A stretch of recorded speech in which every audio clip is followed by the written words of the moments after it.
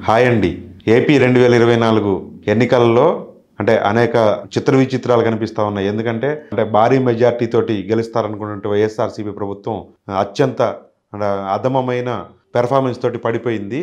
ఈ క్రమంలో అక్కడ ప్రత్యేకంగా చెప్పుకోవాల్సిందేంటంటే తిరుపతి ఎంపీ పరిధిలో 7 అసెంబ్లీలు కూడా వైఎస్ఆర్‌సీపీ అభ్యర్థులు దారుణంగా ఓటమిలో కూడా మళ్ళీ దారుణమైన ఓటమి చెందినప్పటికీ అక్కడ ఎంపీ అభ్యర్థి మాత్రం వైఎస్ఆర్‌సీపీ గెలిచింది. అయితే 7 అసెంబ్లీ సీట్లు ఓడిపోయిన తర్వాత కూడా ఎంపీ గెలవటం అనేది అది ఎప్పుడు కూడా సాధ్యం కాదు. మరి ఇది ఎలా జరిగింది? దీని వెనకాల ఏముంది విశ్లేషించమని కూడా కొంతమంది కామెంట్లలో అడుగుతా ఉన్నారు. ఎన్నికలు జరిగిన తీరు గానీ, లేదంటే ఎన్నికల కమిషన్ గానీ, లేకపోతే ఎన్నికల విధుల్లో పాల్గొన్న వారి మీద గానీ అనేక ఆరోపణలైతే వైసీపీ వాళ్ళు చేస్తూ ఉన్నారు కదా!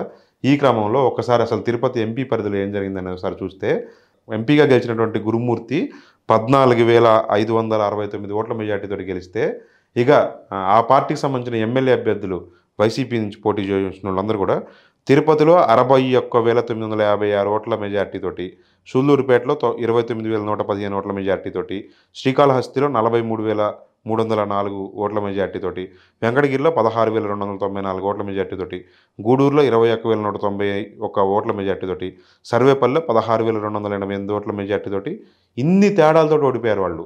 దాదాపు 2 లక్షల పైన లీడ్ తోటి వైసీపీ ఎమ్మెల్యే అభ్యర్థులు ఓడిపోతే 14,569 ఓట్లతోటి వైసీపీ ఎంపీ అభ్యర్థి గెలిచాడు. అయితే ఇక్కడ ఇంకొక విచిత్రం ఏంటంటే సత్యవేడు, వెంకటగిరి, గూడూరు, సర్వేపల్లి నియోజకవర్గాల్లో వైసీపీ ఎంపీ అభ్యర్థి గురుమూర్తికి టీడీపీ ఎమ్మెల్యే అభ్యర్థుల కంటే మంచి మెజార్టీ వచ్చిందనమాట. ఇది ఎట్లా సాధ్యమైంది? ఎందుకు సాధ్యమైంది? అయితే ఇక్కడ ఒక కారణం చెప్పొచ్చు. బీజేపీ అభ్యర్థి పోటీలు ఉండటం అనేది అక్కడ ఉన్న ప్రజలకు నచ్చలేదనొచ్చు. ఎంత నచ్చకపోతే మాత్రం 2 లక్షల క్రాస్ ఓటింగు ఎమ్మెల్యేలకు, ఎంపీలకు జరిగే స్థాయిలో ఉంటుందా? అసలు వైఎస్ఆర్‌సీపీ నమ్ముకున్నది జగన్మోహన్ రెడ్డి ఓట్లేయమన్నది నేను మంచి చేస్తే నాకు ఓటేయండి, నన్ను చూసి ఓటేయండి, నా ఎమ్మెల్యేలు నా ఎంపీ అభ్యర్థులు కాదు అని చెప్పిన తర్వాత కూడా ఆయన ఎమ్మెల్యే అభ్యర్థులు ఓడిపోయి ఆయన ఎంపీ అభ్యర్థి గెలిచాడంటే ఎంపీ అభ్యర్థి నిజంగా అంత క్యాపబుల్ పర్సనా? ఎందుకంటే గురుమూర్తికి మంచి పేరుందని చెప్తా ఉంటారు.